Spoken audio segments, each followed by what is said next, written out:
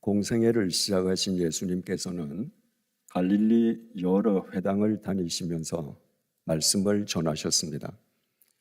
예수님께서 제일 먼저 찾으셨던 회당이 가버나움 회당이었습니다. 그 가버나움 회당에서 주님께서 처음 말씀을 가르치실 때의 상황을 마가복음 1장 21절에서 22절이 이렇게 증거합니다. 그들이 가버나움에 들어가니라. 그들은 바로 예수님의 제자들입니다. 예수께서 곧 안식일에 회당에 들어가 가르치심에 뭇 사람이 그의 교훈에 놀라니. 예수님께서 안식일을 맞아서 가버나움 회당에 가서 하나님의 말씀을 가르치셨는데 뭇 사람이, 수많은 사람들이 그 가르침에 깜짝 놀랐습니다. 왜? 이는 그가 가르치는 것이 권위 있는 자와 같고 서기관들과 같지 아니함일러라. 예수님께서 처음으로 가르치시는데 그분의 가르침이 권위 있는 사람과 같더라는 겁니다. 그리고 그동안 계속 말씀을 전해왔던 서기관들과 같지 않다는 겁니다. 우리말 권위라고 번역된 엑수시아는 파워, 힘, 권세를 뜻합니다. 그것이 세상의 권세, 세상의 힘, 세상 권력의 파워를 뜻하겠습니까? 아닙니다. 바로 예수님의 가르침에 사람의 마음을 움직이는 생명의 엑수시아, 생명의 힘, 생명의 권세, 생명의 능력이 있었던 것입니다. 예수님의 말씀이 자신들의 가슴을 뒤집고 자신들의 가슴에 그동안 한 번도 느껴보지 못한 생명이 용서섬치게 하는 것을 보면서 그들이 깜짝 놀랐습니다. 서기관들과 달랐기 때문입니다. 그 말은 무슨 말입니까? 서기관들은 매 안식일마다 회당에서 말씀을 가르쳤는데 그들의 가르침에 한 번도 생명력을 느껴본 적이 없었기 때문입니다.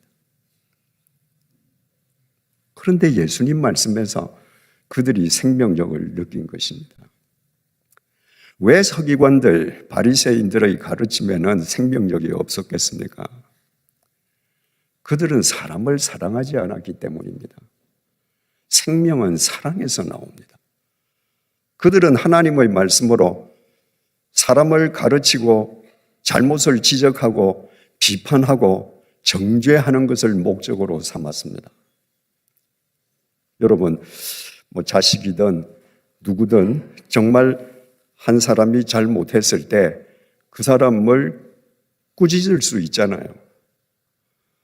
근데 그 사람을 정말 사랑해서 이 사람이 바로 되기 원하는 사랑의 마음으로 꾸짖는 것과 꾸짖는 것 자체를 목적으로 삼는 꾸짖음은요, 사용하는 용어가 다르고 얼굴 눈빛이 다르고 표정이 다르고 행동이 다릅니다.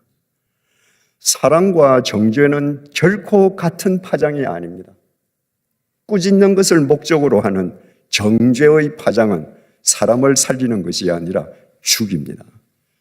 그래서 바리새인들과 서기관들은 수없이 많은 사람들을 영적으로 죽였습니다.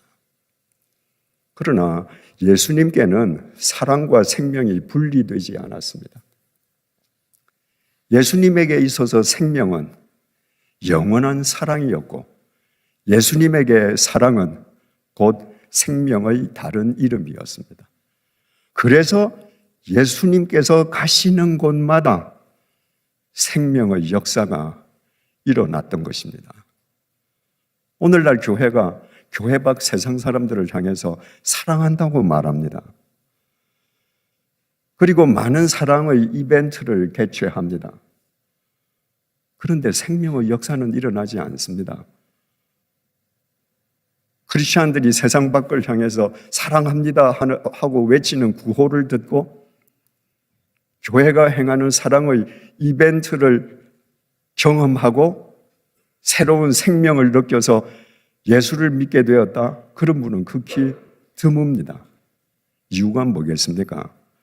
사랑을 외치기는 하는데 사랑을 삶으로 살지 않기 때문입니다.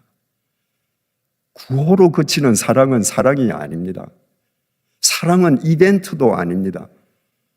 그것은 자아 실현이나 자기 가치 구현입니다. 사람들 모아놓고 노래하고 맛있는 거 주고 사랑합니다라고 얘기하는 것은 자기를 위한 자기 가치 구현입니다. 나를 사랑하고 내가 하고 싶은 일을 하기 위해서 할 때 상대에게는 생명력이 전해지지 않는 것입니다. 여러분, 교회가 사랑을 구호로 외치는 것이 아니라 삶으로 실천하지 않으면 그것은 교회의 존립 기반을 스스로 차버리는 것입니다. 고린도전서 13장 1절에서 3절입니다.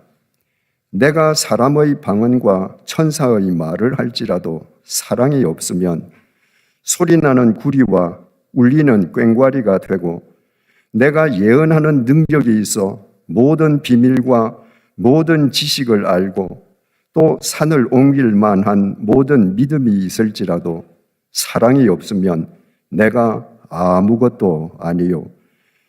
내가 내게 있는 모든 것으로 구제하고 또 내 몸을 불사르게 내줄지라도 사랑이 없으면 내게 아무 유익이 없느니라. 사랑을 외치기만 하고 사랑을 삶으로 실천하지 아니하면 이 웅장한 예배당, 여러분들의 품이 있는 자세, 여러분 하나님 앞에서 아무것도 아닙니다. 오늘 본문 역시 예수님께서 갈릴리 가버나움에서 행하신 일을 증언해주고 있습니다. 1절입니다. 예수께서 다시 회당에 들어가시니 한쪽 손 마른 사람이 거기 있는지라. 혹시 성지순례 할 때 갈릴리의 가버나움에 가신 분은 보셨는지 모르겠습니다만은 지금도 가버나움에 가면 그것이 관광객들을 위해서 신축된 것인지 아니면 2000년 전부터 있었던 것인지는 알지 못하지만 2000년 전 예수님께서 계실 때에 사용하던 회당과 같은 모양의 회당이 있습니다. 들어가 보면 꽤 큽니다. 사람들이 들어오면 바닥에 앉지 않고 다 섭니다. 그리고 가르치는 사람이 앞에서 혹은 그들 한가운데에서 가르칩니다. 저는 여러분들보다 월등하게 높은 자리에 있습니다. 그러니까 이 높은 자리에서 여러분 얼굴들 다 볼 수 있습니다. 회당은 앞에 계단이 한 두 개. 그러니까 그 계단에 서서는 서 있는 사람들, 얼굴이 뒤에 있는 사람들은 안 보입니다. 더구나 설교자가 한가운데 서면 자기 주위에 있는 사람 얼굴밖에 안 보이는 거예요. 손 마른 사람은 불구자입니다. 옛날 유대인들은 불구자를 저주받은 인간이라고 해서 인간으로 보지 않았습니다. 옆에 지나가도 내 옆에 앉아도 사람으로 취급하지 않았습니다. 그런데 그 회당에 가득 차서 서 있는 사람 가운데 예수님의 시선이 그 사람에게 가서 꽂혔습니다. 사랑은 시선이기 때문입니다. 돈을 사랑하는 사람은요, 어디 가든지 돈이 보입니다. 세상을 사랑하는 사람의 시선은 세상에서 벗어나지 못합니다. 사람을 사랑하는 사람은 어디 가든지 사람이 먼저 보입니다. 그 많은 사람 가운데 예수님께서는 가장 어려움에 처한 손 마른 사람을 보셨습니다. 한쪽 손 마른 사람이라고 표현한 헬라어 엑세람 메넨이 헬라어 원문에 수동태 완료 분사형으로 기록되어 있습니다. 이 손 마른 사람이 선천성 불구자가 아니라 후천적으로 질병에 의해서 혹은 사고 때문에 불구자가 되었다는 겁니다. 여러분, 앞을 볼 수 없는 맹인들이 얼마나 불편하겠습니까? 그런데 맹인 중에 두 종류가 있죠. 선천성 맹인이 있고 후천성 맹인이 있습니다. 선천성 맹인도 참 어렵게 살지만 그럼에도 불구하고 후천성 맹인에 비하면 선천성 맹인이 훨씬 적응력이 빠르다는 거예요. 태어나서부터 안 보였으니까 만지고 인식하고 하는 게 이게 다 몸으로 체화되어 있습니다. 근데 여러분 생각해 보십시오. 한 30살까지 두 눈을 뜨고 세상을 봤는데 어느 날 갑자기 질병 때문에 혹은 사고 때문에 앞이 안 보입니다. 모든 걸 더듬어서 인식해야 합니다. 익숙해질 때까지 얼마나 불편하겠습니까? 이 손 마른 사람이 선천성 불구자가 아니라 후천적 불구자가 되었다고 하는 것은 갑자기 불구자가 되므로 지금 그 삶이 지극히 어려운 상황에 빠진 사람임을 의미합니다. 누가복음을 기록한 누가는 의사 아닙니까? 바로 이 똑같은 장면을 누가는 누가복음 6장에서 증언을 하고 있는데 누가복음 6장 6절에 의하면 이 사람 마른 손이 오른손이라고 기록했습니다. 역시 의사답지요. 여러분, 2000년 전이나 지금이나 대부분 사람들은 주로 오른손을 사용합니다. 주로 오른손을 사용해서 가장의 의무를 다하던 이 사람의 오른손이 불구가 됐습니다. 그래서 누가는 그 오른손이 불구가 됨으로 말미암아 익숙하지 않은 왼손으로 살아가려고 이 사람이 얼마나 힘들었을까를 우리에게 전해줍니다. 외경인 시브리 복음서에는 이 사람의 직업이 미장이라고 되어 있습니다. 오른손으로 미장질을 하면서 번 돈으로 하루하루 처자식을 먹여 살리던 사람입니다. 오른손이 불구가 됐습니다. 왼손으로는 오른손만큼 미장질할 수 없습니다. 누가 한 번도 왼손으로 미장질 해보지 않은 그 사람한테 미장일을 시키겠습니까? 미장이는 많은데. 그러니까 이 사람 미장질을 하던 이 사람의 오른손이 말라붙었다는 것은 그 가정의 경제가 지금 말라붙은 거예요. 그 사람의 어린 자식들의 미래가 말라붙은 겁니다. 가장이 미장질을 못하는데 어디 가서 돈을 벌어봐야 미장질을 할 때 번 돈보다 몇 분의 1밖에 더 벌겠습니까? 그러니까 그 온 집안이 말라붙었습니다. 그러나 그 많은 사람 중에 예수님의 시선은 그 사람에게 가서 닿았습니다. 사랑은 시선이기 때문입니다. 주님께서는 그 한 사람의 오른손이 말라붙음으로 그 가정이 말라붙은 그 가련한 사람을 정확하게 보셨습니다. 여러분 생각해 보십시오. 이날 회당에서 그 사람들이 그득하게 차 있는 가운데 주님의 시선이 한 손 말라붙은 이 사람에게 가 닿지 않았더라면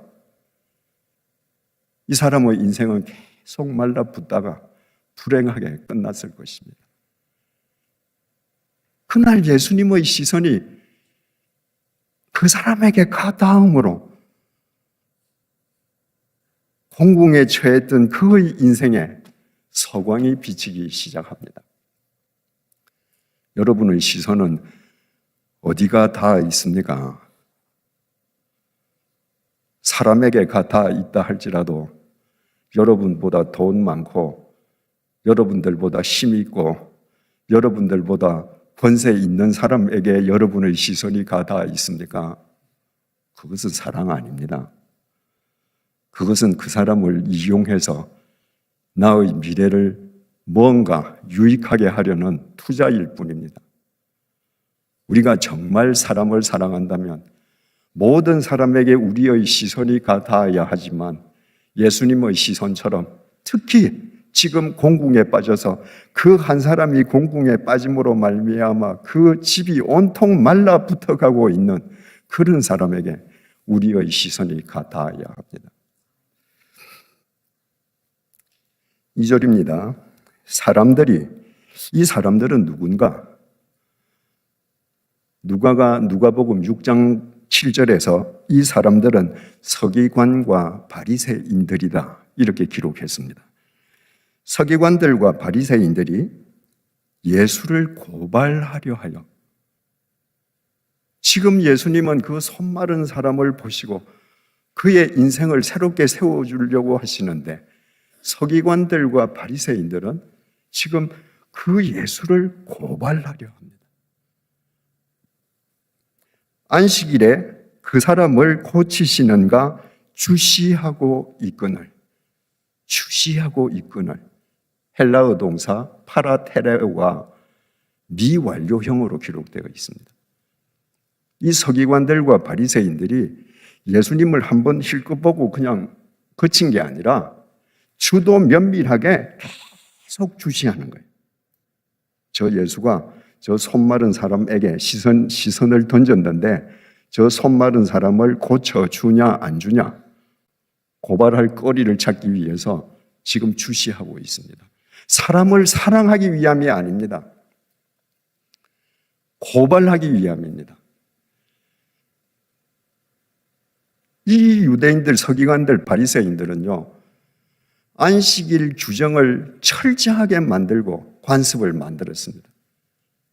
가령 예를 들어서 집이 무너졌습니다. 그런데 그 집에 살던 사람이 무너진 집더미에 깔렸습니다. 그 사람이 지금 구해주지 않으면 당장 죽는다. 그러면 그날이 안식일이라도 무너진 자네를 다 해치고 그 사람을 구해줍니다. 그런데 그 사람이 이미 죽었거나 전혀 죽을 상황이 아니다. 아무리 집더미에 깔려서도 이 사람은 내일까지 너끈하게 살 수 있다. 그럼 안식일 날 내버려둬요. 여러분 그 장면을 머릿속에 한번 그려보세요. 어떤 사람이 살던 집이 갑자기 무너졌습니다. 그 집안에 있던 주인이 집더미에 깔렸습니다.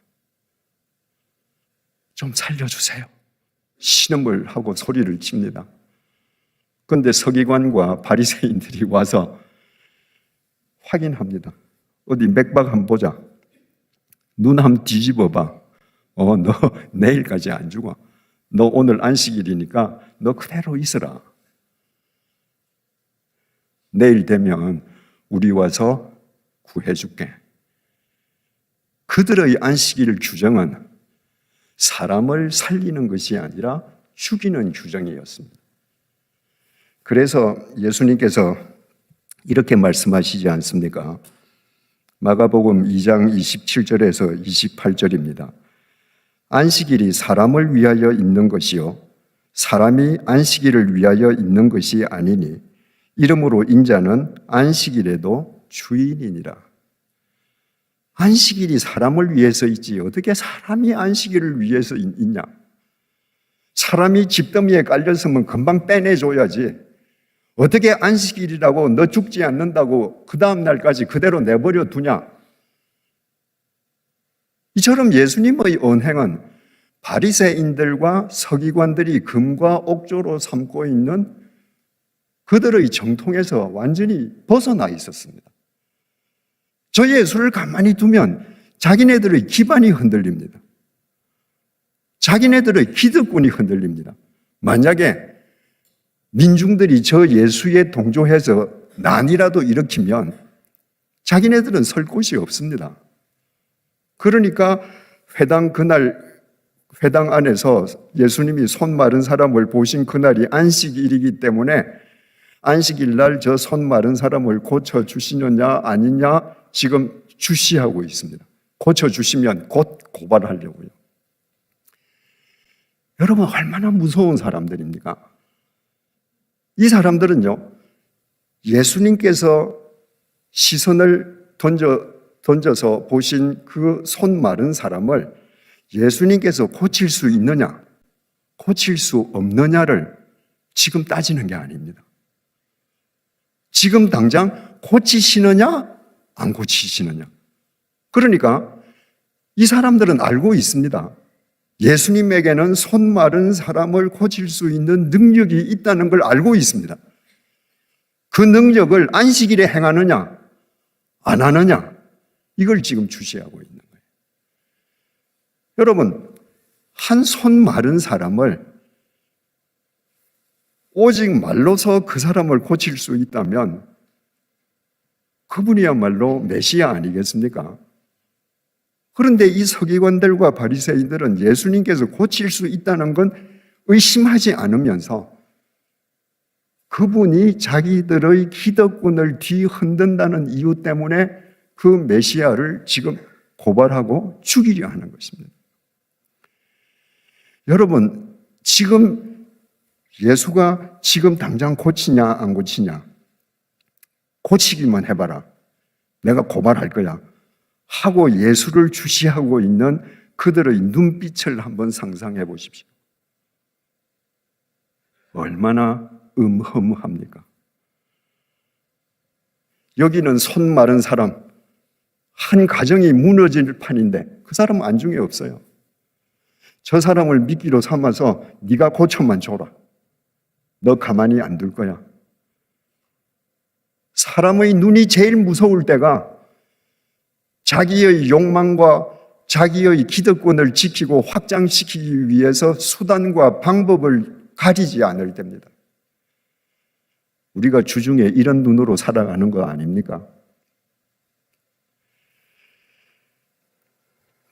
3절입니다. 예수께서 손 마른 사람에게 이르시되 한가운데에 일어서라 하시고, 예수님께서는 지금 알고 계십니다. 저 바리새인들과 서기관들이 나를 주시하고 있고 왜 주시하고 있는지 알고 있습니다. 저들이 저 손 마른 사람을 미끼로 나를 고발하고 죽이려고 모의하는 거 알고 계십니다. 그런데 그 많은 사람들 가운데에서 손 마른 사람에게 한가운데에 일어서라. 헬라어 원문은 다릅니다. 당신 일어서서 한가운데로 나오세요, 이렇게 말했습니다. 지금 한가운데 일어서라가 아니라 그 손 마른 불구자가 저 귀퉁이에 있는데 형제여 일어서시오, 그리고 이 앞으로 한가운데로 나오시오. 사랑이 시선으로 그치면 안 됩니다. 시선은 반드시 관심으로 표현되어야 합니다. 지금 바리새인과 서기관들이 손 마른 사람을 미끼로 예수를 죽이려고 지금 주시하고 있으면 일반인이라면, 우리라면 어떻게 하겠습니까? 저들이 미끼로 쓰는 저 손 마른 사람을 나는 의도적으로 외면해야죠. 그래야지 내가 고발 안 당하고 모함 안 당하고 곤욕을 안 치르죠. 근데 예수님께서는 그 모든 것을 아시면서 그 손 마른 사람을 사랑하셨기 때문에 그에게 시선만 던지신 것이 아니라 그를 바라보시면서 형제여 일어서시오, 이렇게 한가운데로 나오시오, 공개적으로 관심을 표했습니다. 예수님 앞에 한 한센병자가 찾아왔습니다. 우리나라에서도 50년대, 60년대까지 한센병은 저주받은 병 아닙니까? 2000년 전에는 더 한센병에 대한 인식이 좋지 않았습니다. 그래서 한센병에 걸리면 모든 가족으로부터 버림받는 거예요. 그래서 동네에서 멀리 떨어진 격리시설에 수용돼야 합니다. 그리고 함부로 마을에 나올 수가 없습니다. 왜냐하면 그 사람이 마을에 나오면 다른 사람들이 감염될 수 있거든요. 그러니까 만약에 한센병자가 마을에 나타났다 하면 마을 사람들이 합법적으로 돌을 던져서 쫓을 수 있었습니다. 이 한센병자가 예수님에게 나왔다는 것은 마을에 계신 예수님을 찾아오는 동안에 주민들에게 발각되어서 돌에 맞아 죽어도 좋다는 겁니다. 이 사람은 지금 생명을 걸고 왔습니다. 예수님을 만나면 내가 치유함을 받을 수 있겠다는 믿음이 있었던 겁니다. 예수님을 만나서 원했습니다. 주님께서 원하시면 나를 깨끗게 하실 수 있습니다. 주님 옷자락을 붙잡고 주님 고쳐주십시오. 이게 아니고 주님 당신이 원하신다면 나 깨끗게 해주실 수 있지 않습니까? 그렇게 해주시면 좋겠습니다. 뒷말은 생략이에요. 그 앞 구절로서 자기의 마음은 예수님께 충분히 전달됐거든요. 마가복음 1장 41절입니다. 예수께서 불쌍히 여기사 돌에 맞아 죽을 각오를 하고 자기 앞까지 찾아 나온 그 한센병자를 예수님께서 불쌍히 여기셨습니다. 그래서 형제여, 내가 원한다. 네가 깨끗해져라. 이렇게 하시지 않았습니다. 예수께서 불쌍히 여기사 손을 내밀어 그에게 대시며 내가 원하노니 깨끗함을 받으라. 예수님은 말씀만 해도 돼. 말씀만 하셔도 이 한센병자가 깨끗할 수 있습니다. 그런데 목숨을 걸고 자기를 찾아온 그 한센병자에게 예수님께서 당신의 지극한 관심을 표하시는데 그 고름투성이 썩어 문드러지는 그 한센병자의 몸에 손을 댔습니다. 너 온다고 수고했지. 나도 너 사랑해. 여러분, 이 한센병자가 한센병에 걸린 뒤에 가족으로부터 버림받고 이웃으로부터 버림받고 친구로부터 버림받고 격리시설에 수용되어서 살아왔는데 한센병에 걸린 이후에 누가 자기 몸에 손을 대줬겠습니까? 예수님께서 그 한센병자의 몸에 손을 대는 순간에 예수님의 체온이 그 한센병자의 온몸에 퍼지는 순간에 그 한센병자는 영육간에 치유되지 않겠습니까? 예수님께서 말씀하십니다. 내가 원하노니 깨끗함을 받으라.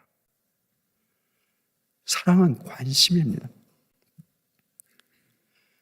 베드로가 유대인의 기도 시간을 두어서 오후 3시에 성전으로 들어가려고 성전 미문 앞을 지나갔습니다. 예루살렘 성전에는 4개의 문이 있었는데 동쪽으로 나 있는 니카노르 문을 뷰티풀 게이트라고 불렀습니다. 4개의 문 중에 가장 아름다웠거든요. 역사가 요세푸스는 자기 생전에 예루살렘에 가서 그 문을 직접 봤습니다. 그 미문은 고린도의 황동으로 만들어져 있었습니다. 이게 동쪽을 향하고 있어요. 그러니까 동쪽에서 해가 뜨면 그 햇빛이 고린도의 황동문을 번쩍번쩍 빛나게 하는 겁니다. 그러니까 정말 아름다운 문이죠. 그 아름다운 문 앞에 날 때부터 선천성 하반신 불구자가 앉아서 지나가는 사람들에게 적선을 요구합니다. 그의 나이는 40여 세라고 성경이 증언합니다. 선천성 하반신 마비자니까 아침이 되면 다른 사람들이 메어다가 그 자리에 놓고 저녁이 되면 메어 갑니다. 말하자면 앵벌이에요. 그 사람이 적선에서 얻은 돈을 자기가 갖겠습니까? 그 사람을 메어다가 그 자리에 내려놓은 사람들이 가져가는 거죠. 아름다운 미문 앞에 앉아 있는데 이 뷰티풀 게이트가 그 선천성 하반신 마비자에게는 그림의 떡입니다. 자기는 들어갈 재간이 없습니다. 그런데 베드로가 자기 앞을 지나가는 것을 보고 한 푼 줍쇼 하고 적선을 청했습니다. 이 거린이 베드로를 본 것을 헬라어 동사로 에이도라고 기록이 되어 있습니다. 이 에이도는 영어로 말하자면 to see, 무슨 특별한 의미를 두고 보는 것이 아니라 내 망막에 그냥 비치니까 보는 거예요. 여러분, 오늘 저녁에 예배당에 오실 때까지 댁을 출발해서 자동차도 지나가고 신호등도 건너고 무슨 가게도 지나왔는데 다 기억 안 나시죠? 왜냐하면 그냥 의미 없이 여러분들 눈에 보였기 때문이에요. 이 선천성 거리는 그 자리에 앉아서 누구든지 지나가는 인기척만 나면 그냥 허물건 눈을 뜨고 한 푼 줍쇼 하는 사람이에요. 그래서 A도 아무 의미도 없이 베드로를 보면서 적선을 청했습니다. 한 푼 줍쇼 하는 소리를 듣고 베드로가 그 자리에서 발걸음을 멈추었습니다. 그리고 그 사람을 봤습니다. 헬라어 동사 블레포라고 기록되어 있는데 블레포는 to gaze, 응시하답니다. 거꾸로 돼야 될 것 같죠? 거린이 한 푼이라도 돈을 얻기 위해서 지나가는 행인을 응시하고 행인들은 그냥 보는 둥 마는 둥 지나가야 될 것 같은데 이 거린이 흰벌건 눈으로 한 푼 줍쇼 했는데 그 자리에 거린이 있다는 것을 알지 못한 베드로가 그 소리를 듣고 그 자리에서 멈추었습니다. 그리고 그 거린을 응시했습니다. 사랑이 시선이기 때문입니다. 만약에 그때 베드로가 멈추어서 그 사람을 응시하지 않았으면 그 사람 인생에 역사가 일어나지 않습니다. 그리고 베드로가 그 거린을 향해서 아테니죠, 영어로 look at, 나를 주목해봐라. 그렇게 흐물건한 눈으로 보지 말고 나를 주목해라. 그랬더니 흐물건 눈으로 베드로에게 적선을 청했던 그 거린이 뭘 줄 모양이지?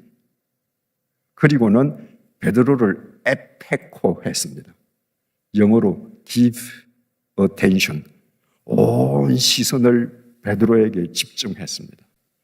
자, 거린은 앉아있죠. 베드로는 서 있습니다. 내 눈을 보시오, 주목하시오. 앉아서 베드로를 주목하는 거린의 시선, 서서 거린을 내려다보는 베드로의 시선이 부딪히면서 불꽃을 튀깁니다. 그 순간에 베드로가 말했습니다. 사랑은 시선을 넘어가는 거거든요. 형제여, 당신이 요구하는 금이나 은은 나에게 없습니다. 그런데 나한테 있는 것이 있습니다. 나사렛 예수의 이름으로 일어나 걸으십시오. 말만 한 게 아닙니다. 그러면서 그 거린의 손을 잡아서 일으켰습니다. 여러분, 그 거린이 선천성 하반신 마비자로 태어나서 그 자리에서 거린으로 살아온 이래 자기 손을 잡아준 사람은 베드로가 처음이었을 것입니다. 그 베드로의 체언을 통해서 나사렛 예수의 생명이, 사랑이, 능력이 그의 몸속에 들어갈 때 그 하반신 마비자가 벌떡 일어났습니다. 그리고 그림의 떡이었던 그 미문 안으로 들어가면서 주님을 찬양했습니다. 여러분, 사랑이 구호로 머물지 않고, 사랑이 시선으로 머물지 않고, 사랑이 관심의 표출, 행동으로 드러날 때 사랑은 이렇게 생명의 역사를 일으킵니다. 예수님께서 그 손 마른 사람에게 형제여, 일어나서 이 한가운데로 오세요. 관심을 표했습니다. 4절입니다. 그들에게 이르시되, 그 자리에 있는 바리새인들과 서기관들 그리고 나머지 모든 사람들에게 주님께서 지금 말씀합니다. 손 마른 사람은 지금 예수님 앞 한가운데 지금 그대로 서 있습니다. 안식일에 선을 행하는 것과 악을 행하는 것, 생명을 구하는 것과 죽이는 것, 어느 것이 옳으냐 하시니 그들이 잠잠하거늘. 예수님께서 물었습니다. 안식일에 선을 행하는 것과 악을 행하는 것, 사람을 살리는 것과 죽이는 것, 어느 것이 옳으냐? 서기관들, 바리새인들 입을 닫았습니다. 왜? 자기들도 답은 알거든요. 자기들도 답은 아는데 답대로 살지 않는 겁니다. 자기네들도 답은 아는데 자신들의 기득권을 더 중시하기 때문에 자신들이 아는 답과 정반대로 사는 겁니다. 그러니까 입을 닫고 잠잠할 수밖에 없죠. 얼마나 비겁합니까? 손 마른 사람을 미끼로 삼고 이 땅에 강림하신 예수님의 능력을 다 알면서도 예수를 자기네들의 기득권을 위해서 죽이려고 주도 면밀하게 주시하는 사람들이 예수님의 질문 앞에서는 한마디도 답변하지 못했습니다. 5절 말씀입니다. 그들의 마음이 완악함을 탄식하사 노하심으로 그들을 둘러보시고. 헬라어 원문은 이것도 뒤집혀 있습니다. 주님께서 어느 것이 옳으냐? 선을 행하는 것과 악을 행하는 것, 사람을 살리는 것과 죽이는 것 가운데 어느 것이 옳으냐? 답을 알면서도 그들이 다 침묵했습니다. 그랬더니 주님께서 노하심으로 그들을 둘러보시고 그들의 마음이 완악함을 탄식하사. 헬라어 원문은 순서가 이렇습니다. 비겁하게 대답하지 못하는 그들을 하나님께서 분노하심으로 한 사람 한 사람 쳐다보셨습니다. 그들 중 누구도 주님과 눈을 맞추지 못했을 것입니다. 주님께서 그렇게 질문하셨고 그들이 대답하지 못했고 주님께서 분노하심으로 그 한 사람 한 사람과 시선을 마주쳤다면 그들 중에 한 사람은 주님, 내가 잘못했습니다. 돌이켜야 되잖아요. 한 사람도 없었습니다. 그래서 주님께서 그들의 마음이 돌처럼 굳은 것을 한탄하셨습니다. 5절입니다. 그들의 마음이 완악함을 탄식하사 노하심으로 그들을 둘러보시고 그 사람에게 이르시되, 손 마른 사람, 지금 한가운데 나와 있는 사람, 그 사람의 입장을 여러분 한번 생각해 보세요. 예수가 오신다고 해서 그 회당에 들어가서 자기는 불구자기 때문에 저 구석에 있는데 자기를 발견하신 예수님께서 형제여 한가운데로 와서 서시오. 그리고 자기를 미끼로 삼으려는 사람들을 예수님께서 꾸짖으시고 할 때 이 손 마른 사람 한가운데 서 있는 사람이 흥분과 놀라움과 두려움으로 지금 이 심장이 쿵쾅거리지 않겠습니까? 그 사람에게 이르시되 내 손을 내밀라 하시니 손이 말라붙었습니다. 네 손을 내밀어라. 그 손이 회복되었더라. 여러분, 이 사람은 오른손으로 미장이질을 해서 가족을 먹여 살리던 가장입니다. 이 사람 손이 회복되었다는 것은 그 사람의 손이 회복된 것으로 끝난 것이 아닙니다. 이 사람 자식의 미래가 회복된 거예요. 이 가정이 회복된 겁니다. 그 아내의 삶이 회복된 겁니다. 주님께서 아시면서도 내가 이 사람을 고쳐주면 저 돌같이 굳은 마음을 가진 저들이 나를 고발하고 모함하고 죽일 모의를 할 것을 알지만 주님께서는 그 손 마른 한 사람, 그 사람의 가족을 사랑하셨기 때문에 공개적으로 안식일에 그를 고쳐주셨습니다. 6절입니다. 바리새인들이 나가서 곧 헤롯 왕과 함께 어떻게 하여 예수를 죽일까 의논하니라. 예수님께서 그렇게 손 마른 사람을 고쳐주시고 그 가정을 회복시켜 주셨지만 돌아온 것은 스포트라이트나 박수갈채가 아니었습니다. 그 자리에 있던 바리새인들, 서기관들 이제 확실한 증거 잡았습니다. 예수가 안식일 날 죽기 직전의 환자도 아닌데 손 마른 사람 그 다음날 고쳐줘도 되는데 안식일을 고쳐줬습니다. 그래서 나가서 헤롯 왕과 함께 저 예수 어떤 방법으로 우리가 죽일까? 어떤 시기를 찾을까? 모의하기 시작했습니다. 여러분, 바리새인과 서기관들은 자신의 의를 과시하는 사람들입니다. 반대로 헤롯 왕은 로마 제국에 빌붙어서 권력의 죽으로 사는 사람들입니다. 그러니까 평소에 자기 의를 과시하면서 다른 사람을 정죄하는 바리새인들과 권력의 죽으로 사는 헤롯 왕은 물과 기름 같아서 결코 같이 있을 수 없었습니다.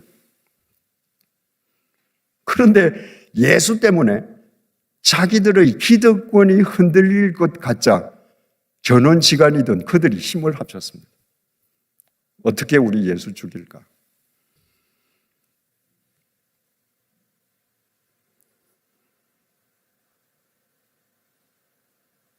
우리는 어느 쪽에 속합니까? 내가 모함받고 내가 온갖 곤욕을 치르더라도 사람을 살리기 위해서 나를 던지는 사람인가? 아니면 내 기득권과 욕망을 고수하기 위해서 서슴없이 사람을 짓밟는 사람인가? 세상에서는 후자가 잘 살 수 있습니다. 분명한 사실은요, 그 사람들이 가는 목적지는 공동묘지 이상일 수 없습니다. 지금 오늘 이 회당에서 있었던 일은 예수님 공생의 초기의 일입니다. 예수님 공생의 마지막에도 또 같은 일이 일어납니다. 예수님께서 십자가에 못 박히시기 닷새 전에 예루살렘으로 올라가셨습니다. 목적은 오직 하나, 인간의 죄값을 대신 치르시기 위한 십자가의 제물이 되시기 위함이었습니다. 그 상황이 마태복음 21장에 기록되어 있습니다. 마태복음 21장 6절에서 7절입니다. 제자들이 가서 예수께서 명하신 대로 하여 나귀와 나귀 새끼를 끌고 와서 자기들의 겉옷을 그 위에 얹으매 예수께서 그 위에 타시니, 지금 예수님께서 예루살렘에 입성하시는데 예수님께서 제자들에게 지시하신 대로 제자들이 가서 나귀와 나귀 새끼를 끌고 왔습니다.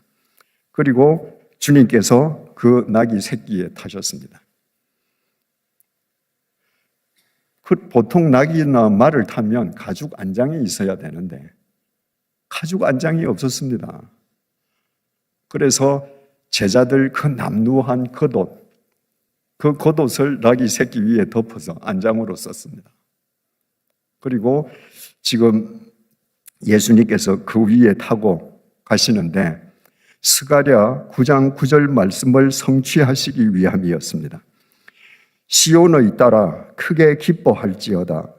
예루살렘의 딸아 즐거이 부를지어다. 보라, 내 왕이 내게 임하시나니 그는 공의로우시며 구원을 베푸시며 겸손하여서 나귀를 타시나니 나귀의 작은 것 곧 나귀 새끼니라. 지금 주님께서는 나귀 새끼를 타시고 내가 구약에서 예언한 메시아다. 알 사람은 알아라. 이렇게 공개적으로 선포하시고 지금 예루살렘으로 들어가십니다. 8절입니다. 무리의 대다수는, 여기 마태복음과 요한복음에 보면 두 부류의 무리입니다. 예수님께서 예루살렘에 올라가실 때에 여리고에서 올라가셨거든요. 그러니까 여리고에서부터 지금 예수님을 따라오는 대군중이 있습니다. 또 한 무리는 예수님을 환영하기 위해서 예루살렘에서 나온 군중 무리입니다. 그러니까 지금 예수님은 한가운데 있고 여리고에서 따라온 군중, 예루살렘에서 나온 군중들이 지금 예수님을 열광적으로 환영하는 겁니다. 무리의 대다수는 그들의 겉옷을 길에 펴고 다른 이들은 나뭇가지를 베어 길에 펴고, 보통 그 왕이 지나가면 카페트가 깔려 있어야 되잖아요. 붉은 카페트. 그런데 무리들이 붉은 카페트가 없으니까 길에도 자기네들의 겉옷을 깔았습니다.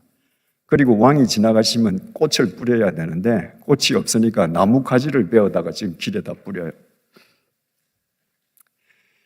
앞에서 가고 뒤에서 따르는 무리가 소리 높여 이르되 호산나 다윗의 자손이여 찬송하리로다. 주의 이름으로 오시는 이여 가장 높은 곳에서 호산나 하더라. 지금 왕의 행렬인데 조그마한 나귀 새끼 타고 제자들의 옷을 안장 삼고 무리가 던진 겉옷을 카페트 삼고 지금 행진을 하는데 그 코미디 아닙니까?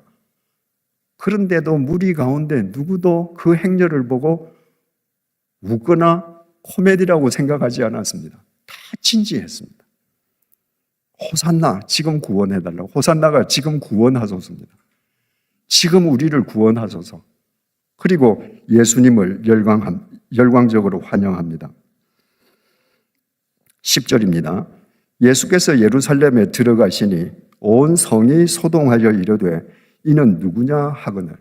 마침내 예수님께서 예루살렘 성에 입성하셨습니다. 그랬더니 온 성이 소동했다는 거예요. 우리말 소동하다라고 번역된 헬라어 동사 세이오는 지축이 흔들렸다는 말입니다. 여기 뉴욕에 매츠 구장도 있고 양키즈 구장도 있지 않습니까? 만약에 여러분이 야구를 보러 가셨는데 그날 그 야구장이 10,000원입니다. 꽉 찼습니다. 근데 내가 응원하는 팀 선수가 홈런을 때렸습니다. 그러면 그 야구장에 앉아있던 사람들이 와 하고 함성을 지르죠. 그럴 때 현장에 있으면 어떤 기분이 듭니까? 지축이 흔들립니다. 지금 그걸 표현하는 거예요. 얼마나 예루살렘 사람들이 예수님을 향해서 열광적으로 소리를 질렀던지 예루살렘 지축이 흔들리는 거예요. 예수님이 누구신지 아직 모르는 사람이 물었습니다. 저분이 대체 누구시냐? 11절 무리가 이르되 갈릴리 나사렛에서 나온 선지자 예수라 하니라. 사람들이 대답하기를 저분은 갈릴리 나사렛에서 오신 선지자 예수야. 우리는 성경 공부를 하면서 하도 선지자라는 말을 많이 들으니까 이 사람들이 말한 이 선지자라는 단어에 대한 경외심을 알기가 어렵습니다. 말라기를 끝으로 400년 동안 선지자가 없었습니다. 그런데 이들이 예수님을 향해서 선지자다라고 했다는 것은 지극한 경의를 지금 표하는 거예요. 400년 만에. 여러분, 예수님께서 그렇게 초라한 몰골과 우스꽝스러운 모양으로 예루살렘에 입성하시는데 예루살렘 사람들이 그렇게 열광적으로 호산나 지금 구원하소서 하고 예수님을 환영했다면 이들이 진짜 예수님이 메시아이신 줄 아시고 메시아에게 자기들을 의탁하기 위함이었던 것으로 생각되기가 쉽습니다. 근데 그렇지 않았습니다. 바로 이렇게 예수님에게 열광했던 사람이 불과 닷새 후에 빌라도 법정에서 예수를 못 박아 죽이라고 소리쳤습니다. 똑같은 사람들입니다. 근데 왜 지금 이 사람들은 그 우스꽝스러운 행렬의 예수님에게 이렇게 열광하고 있는가? 누가복음 19장 37절을 공동 번역으로 읽어드리겠습니다. 예수께서 올리브산 내리막길에 이르렀을 때에, 올리브산은 감람산입니다. 지금 예수님 행렬이 감람산 내리막길로 내려갔을 때 수많은 제자들은 자기들이 본 모든 기적에 대하여 기쁨을 감추지 못하고 소리 높여 하나님을 찬양하였다. 이 사람들은 지금 예수님을 향해서 열광하는 게 아닙니다. 이들은 직접 보거나 들어서 알아요.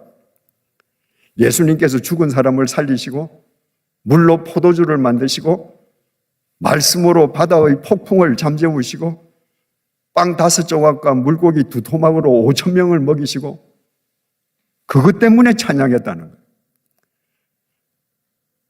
이들이 열광한 것은 예수님의 신통력입니다. 그 신통력을 이용해서 이루어졌으면 좋겠는 자신들의 욕망을 예수님에게 투사했습니다. 자기들의 욕망을 투사해서 만든 예수님의 허상을 향해서 지금 열광한 거예요. 더 정확하게 말하면 예수님에게 투사한 자신들의 욕망을 향해서 열광했던 겁니다. 지금 그들은 예수님을 보는 것 같지만 예수님이 보이지 않습니다. 예수님을 이용해서 이루려는 자신들의 욕망만 지금 보이는 거예요. 그런데 예루살렘에 들어오신 예수님께서는 그 누구의 욕망도 이루어 주시지 않았습니다. 그들은 깊은 배신감을 느꼈습니다. 예수님은 어느 누구도 배신하시지 않았습니다. 그들 스스로 자기 자신에게 배신당했을 뿐입니다. 그래서 그들은 그들의 꿈이 깨어졌을 때, 자기 배신감에 치를 뜰 때 그렇게 열광하던 예수를 향해서 못 박아 죽이라고 소리쳤던 것입니다. 그 상황 속에서 예수님은 뭘 하셨는가? 역시 누가복음이 전해줍니다. 누가복음 19장 41절 44절입니다. 가까이 오사 성을 보시고 우시며, 지금 지축이 흔들릴 정도로 예루살렘 군중, 여리고 군중이 예수님을 향해서 호산나하고 열광적으로 지금 환영하는데, 예수님은 거기에 고무되셔서 V자 그리고 이게 아니고 예루살렘 성을 보시고 우셨습니다. 클라이오, 비탄함과 비통함의 눈물입니다. 왜 우셨는가? 이르시되 너도 오늘 평화에 관한 일을 알았더라면 좋을 뻔하였거니와 지금 내 눈에 숨겨졌도다. 여러분, 평화의 대상은 돈이나 물질이 아닙니다. 평화는 사람과 사람 사이에서 일어나는 겁니다. 예루살렘이라는 게 평화의 터라는 말이거든요. 그러니까 내가 정말 평화를 이루면서 살려고 하면 내 시선이 먼저 사람에게 가야 합니다. 그 사람에게 관심을 표해야 합니다. 그래야 내가 만나는 그 사람과 나 사이에 평화가 지금 경작되는 겁니다. 근데 예루살렘 사람들은 그들이 사는 도성의 이름은 평화의 성인데 그들은 지금 전부 욕망의 눈이 어두워져 있습니다. 예수도 보지 못합니다. 욕망의 눈이 어두운 사람에게 사람은 평화의 대상이 아니라 자기의 욕망을 이루는 수단밖에 안 됩니다. 그러니까 이 예루살렘에 인간은 많은데 평화가 있을 수 없는 거예요. 그게 한탄스러워서 지금 주님께서 우셨습니다. 날이 이를지라 내 원수들이 토둔을 쌓고 너를 둘러 사면으로 가두고 또 너와 및 그 가운데 있는 내 자식들을 땅에 메어 치며 돌 하나도 돌 위에 남기지 아니하리니. 예수님께서는 저 사람과 사람 사이에 평화를 경작하지 못하고 자기 욕망을 위해서 사람을 수단으로 삼고 서로 싸우는 저 인간들의 말로가 어떻게 될 것인지 지금 주님께서는 보고 계시는 거예요. 이 주님의 예언은 주후 70년 로마 제국 티투스 장군에 의해서 실제로 성취되었습니다. 난공불락의 예루살렘 성을 함락시키기 위해서 티투스 장군은 예루살렘 성과 똑같은 높이의 토성을 쌓았습니다. 그리고는 사다리를 걸고 예루살렘 성 안으로 들어가서 남녀노소, 빈부, 귀천에 대한 대학살을 저질렀습니다. 사람을 사랑하지 못하고 자기 욕망에 눈이 멀어서 살던 사람들의 최후였습니다. 티투스 장군은 이때 예루살렘을 초토화시켰습니다. 지금 예루살렘에 가면 통곡의 벽이라고 남아있죠. 그것은 예루살렘 성전의 일부가 아닙니다. 예루살렘 성전은 티투스 장군이 돌 위에 돌 하나도 안 남기고 다 무너뜨렸습니다. 지금 통곡의 벽이라고 알려진 곳은 예루살렘 성전을 떠받치고 있던 서쪽 축대의 일부입니다. 왜 티투스 장군이 철저하게 초토화시키면서 그 서쪽 축대는 남겨뒀는가? 대로마 제국에 대항하면 어떤 집단이든 어떤 나라든 어떤 개인이든 이렇게 초토화된다는 것을 명시적으로 보여주기 위함이었다고 합니다.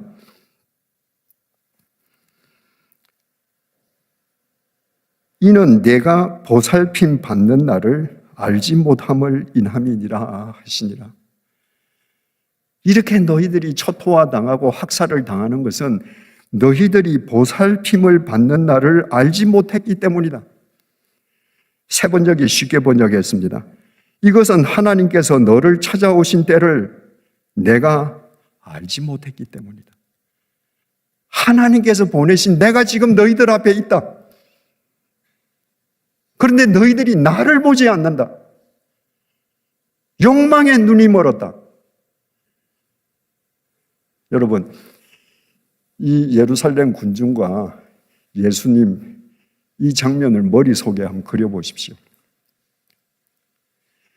예루살렘 군중들은 자신들의 욕망을 예수님에게 투사해서 자신들이 만든 예수님의 허상을 향해 지금 열광합니다. 자기 욕망에 뒤집혀 있습니다. 그리고 예수님을 향해서 호산나 호산나 하고 지금 지축이 흔들릴 정도로 환영합니다. 그러나 예수님께서는 거기에 휘둘리시지 않았습니다. 고무되시지 않았습니다. 흥분하시지 않았습니다. 예수님의 시선은 여전히 사람을 향했습니다. 주님의 때를 알아보지 못하고 결국은 비참하게 죽어갈 그들을 보시고 우셨습니다. 그들에게 시선만 던지신 것이 아니라 그들에게 당신의 온 몸으로 관심을 표하셨습니다.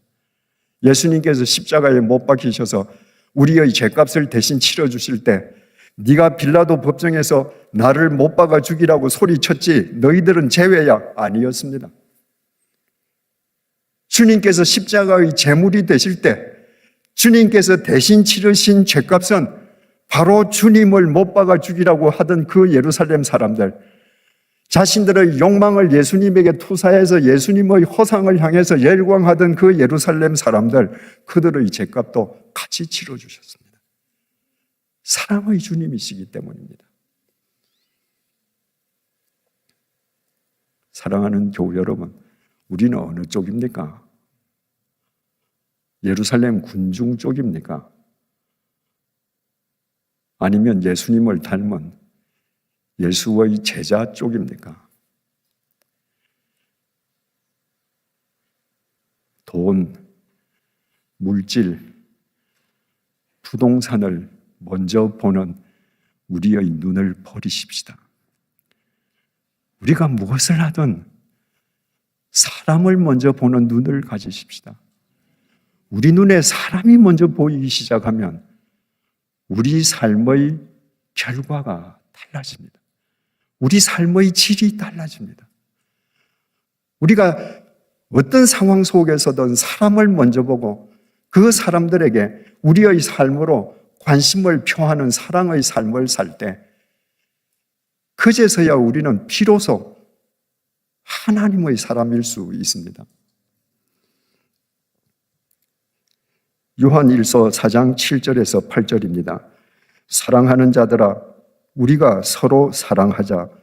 사랑은 하나님께 속한 것이니 사랑하는 자마다 하나님으로부터 나서 하나님을 알고 사랑하지 아니하는 자는 하나님을 알지 못하나니 이는 하나님은 사랑이심이니라.